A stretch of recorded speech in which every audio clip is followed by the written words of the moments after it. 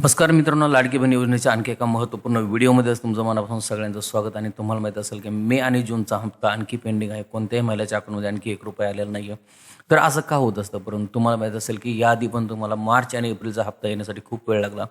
कारण याआधी बऱ्याचशा लोकांनी काय केलं की डुप्लिकेट फॉर्म भरले असतील किंवा आणखी काहीतरी डॉक्युमेंटचे असेल. तर यासाठी महाराष्ट्र सरकारने काय केलं की एक्झाम्पल 30 एप्रिल 2026 पर्यंत ई-के-वाय-सी प्रोसेस वगैरे चालू ठेवली होती आणि त्यानंतर ई-के-वाय-सी प्रोसेस वगैरे बंद झालेली आहे. आणि ई-के-वाय-सी प्रोसेस केल्यानंतर आत्ताच्या जवळजवळ माहितीनुसार जवळजवळ महाराष्ट्रामधील 80 लाख महिला ज्या अपात्र ठरलेल्या आहेत. त्याची कारणे काहीतरी वेगळी असू शकतात.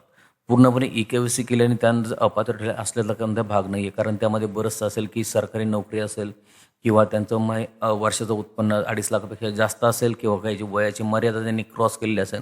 असे असंख्य काही कारणं असू शकतात. त्यामुळे आता बऱ्याचशा महिला अपात्र वगैरे ठरलेल्या आहेत.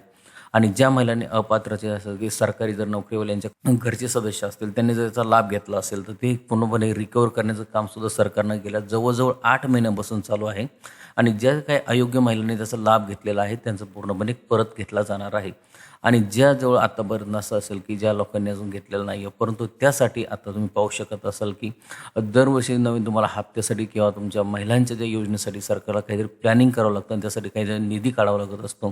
त्यासाठी निधी काढण्यासाठी त्यांना थोडंसं विचार विनिमय करण्यासाठी वेळ लागू शकतो. कारण मंत्रिमंडळामध्ये काहीतरी नवीन निर्णय घेतले जातात, संगमताने निर्णय घेतले जातात आणि त्यावरती पूर्णपणे शिक्कामोर्तब केलं जातं. आणि अशा ज्या महिलांसाठी महत्त्वाकांक्षी योजना चालू केल्याचा हा नक्कीच सरकार पूर्णपणे चालू ठेवण्याचा प्रयत्न करत असतं. परंतु यामध्ये बरेचसे लोक तुम्हाला अडथळण्याचा याच्यामध्ये प्रयत्न करू शकतात. तर यासाठी तुम्हाला काय करायचं, काही घाबरण्याचं कारण नाही फक्त. आणि तुम्हाला एक मेचा महिना त्याच्यामध्ये क्रॉस झालेला आहे आणि जून साहजिक आहे. प्रत्येकी महिन्याला तुमचे पैसे येणं गरजेचं आहे. कारण प्रत्येक छोट्या मोठ्या ताईंना आपलं काही ना काहीतरी प्लॅनिंग केलेलं असतं. येणाऱ्या पैशामध्ये आपल्या कोणत्या गरजा भागवायच्या हे पण त्यांनी ठरवलेलं असतं. म्हणून तुम्हाला जर आहे तर तुम्हाला मे आणि जूनचा हप्ता येणं अपेक्षित होतं. परंतु आता काय असेल की एक नवीन GR येणं खूप महत्त्वाचं आहे.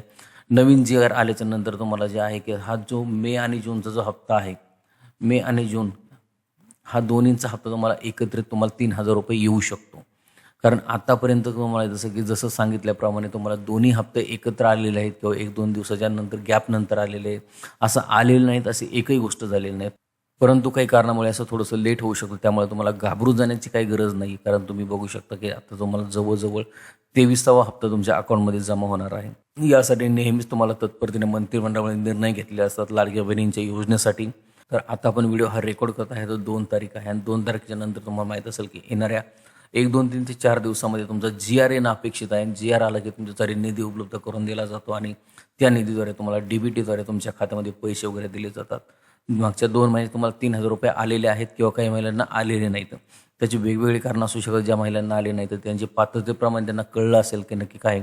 परंतु ज्या महिलांना असं वाटतं की आपण पात्र आहोत आणि आपल्याला ह्याच्यामध्ये पूर्णपणे अपात्र ठरवण्यात आलेलं आहे, यासाठी त्यांच्यासाठी काही एक तक्रार द्यायची एक समिती नोंदणार आहे. पण तो आत्तापर्यंत काही ऑफिशियल अपडेट आलेलं नाही आहे. जशी अपडेट येईल तसं तुम्हाला कळवलं जाईल. आणि जर मे आणि जूनच्या हप्त्यासाठी तुम्ही वाट पाहत असाल तुम्हाला थोडीशी प्रतीक्षा करावी लागेल. तुम्हाला घाबरू जाण्याची अजिबात गरज नाही आहे. तर आजच्या व्हिडिओमध्ये एवढंच की आणि तुम्हाला जर आमचे व्हिडिओज पाहायला आवडत असतील की जर आमच्या माहितीतून थोडीशी मदत होत असेल तर आमच्या चॅनलला सबस्क्राईब करायला विसरू नका.